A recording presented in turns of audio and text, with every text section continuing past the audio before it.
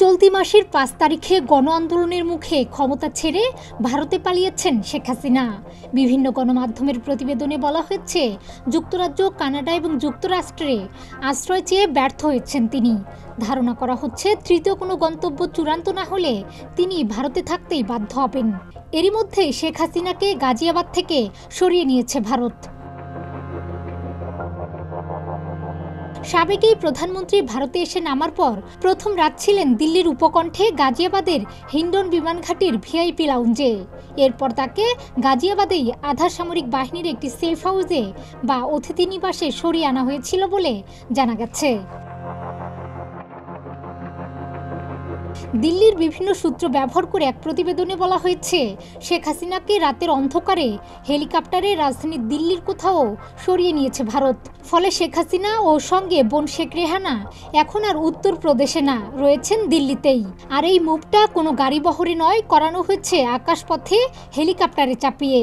তাহলে ভারত তাকে কোথায় সরিয়ে নিল সেটি নিশ্চিত হওয়া যায়নি। একটি অনলাইন গণমাধ্যমের ওই প্রতিবেদনে আরও বলা হয়, ১০-১২ দিন আগে একদিন দক্ষিণ দিল্লিতে গভীর রাতে আকাশে হেলিকপ্টার মুভমেন্ট করতে দেখেন।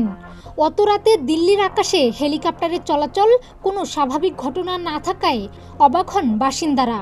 হেলিকপ্টারের মুভমেন্টের ছবিও অনেকে সোশ্যাল মিডিয়ায় পোস্ট করেছেন। পরে অন্যান্য ঘটনার সঙ্গে মিলিয়ে দেখে বিশেষজ্ঞরা মোটামুটি নিশ্চিত ধারণা করছেন যে ওই দিন হেলিকপ্টারে করেই শেখ হাসিনা ও শেখ রেহানাকে দিল্লিতে নিয়ে আসা হয়েছে। দিল্লির ভেতরে সামরিক বাহিনীর অনেকগুলো হেলিপ্যাড রয়েছে। তার কোনো একটাতেই সেটা নামে এবং তারপর সেখান থেকে গাড়িতে নিয়ে যাওয়া হয় কাছাকাছি কোনো গোপন ঠিকানায়। এখন পর্যন্ত ভারত সরকারের ঘোষিত অবস্থান হলো, শেখ হাসিনা ভারতে এসেছেন সাময়িকভাবে, অর্থাৎ ভারত তার চূড়ান্ত গন্তব্য নয়। অন্য কোনো দেশে যাওয়ার পথে তিনি ভারতে থেমেছেন, এটাই এখনও আনুষ্ঠানিকভাবে দিল্লির বক্তব্য। ভারতের পক্ষ থেকে তৃতীয় কোনো বন্ধু দেশে তাকে পাঠানোর চেষ্টা চলছেই। ভারতের তরফ থেকে কয়েকটি দেশে আশ্রয়ের জন্য প্রথমে যে কয়েকটি দেশকে অ্যাপ্রোচ করা হয়েছিল সেগুলো হলো সৌদি আরব, সংযুক্ত আরব আমিরাত ও ইউরোপের ২-১টি দেশ। এরপর কাতারের সঙ্গে আলোচনা অনেক দূর এগিয়ে গিয়েছিল। তবে শেখ হাসিনাকে রাজনৈতিক আশ্রয় দেওয়ার ব্যাপারে কাতারের সঙ্গে অনানুষ্ঠানিক আলোচনা হলেও কোনো সিদ্ধান্ত যেমন হয়নি, আবার সেই কথাবার্তা পুরোপুরি ভেস্তেও যায়নি বলে জানা গেছে।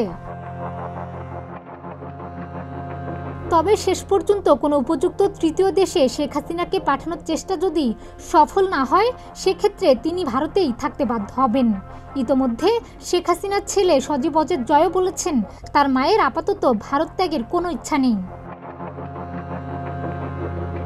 ডেস্ক রিপোর্ট, প্রতিদিনের বাংলাদেশ।